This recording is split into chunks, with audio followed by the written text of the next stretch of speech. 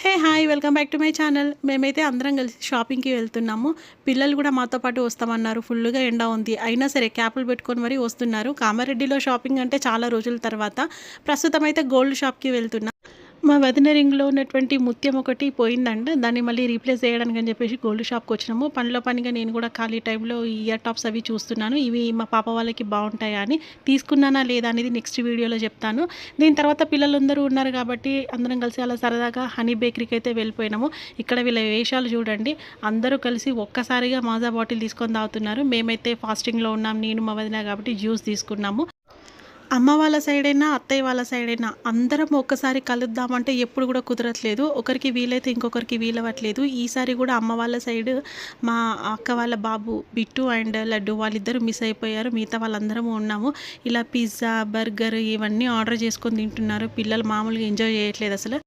మా వదిన వాళ్ళ రిలేటివ్ది మ్యారేజ్ ఉందంట. శారీ గిఫ్ట్ చేయడానికి సెలక్షన్ కోసం నన్నైతే షాప్కి తీసుకెళ్ళింది. ఇక్కడైతే కిసాన్ షాప్కి వెళ్తున్నాము. ఇంకా అక్కడ శారీస్ అన్నీ చూసాం కానీ ఏమంతగా నచ్చలేదు కలెక్షన్. ఇంకా వేరే దగ్గర చూస్తాను అనింది. ఇంకా కిందికి వచ్చిన తర్వాత వేరే డ్రెస్సెస్ అవి కూడా చూసాము. అవి కూడా తీసుకున్నామా లేదా అనేది నేను నెక్స్ట్ వీడియోలో చెప్తాను. షాపింగ్ కంప్లీట్ అయిపోయిన తర్వాత ఇంటికి వెళ్ళిపోయి లంచ్ అయితే కంప్లీట్ చేసుకున్నాము. అమ్మ చేసే పప్పుచారు చాలా బాగుంటుంది.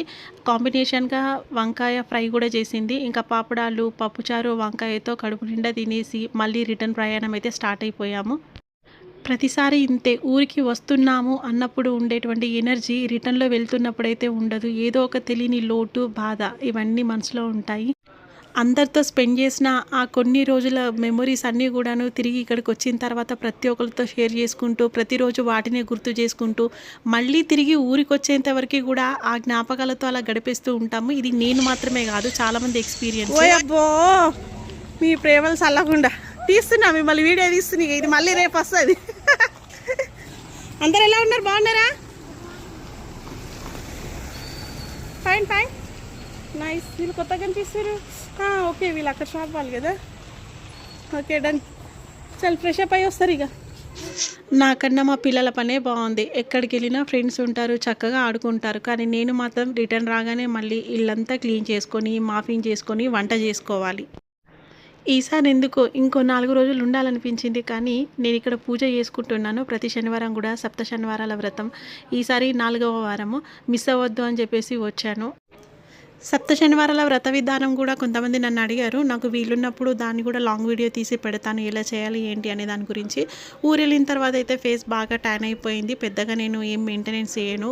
జస్ట్ జుడియోలో తీసుకున్నటువంటి ఫేస్ మాస్క్ ఒకటి ఉంది, ఇదైతే వేసేసుకున్నాము. ఎందుకంటే అక్కడ ఎండలు ఎక్కువగా ఉన్నాయి కాబట్టి ఫేస్ అంతా బాగా ట్యాన్ అయిపోయింది అని చెప్పేసి.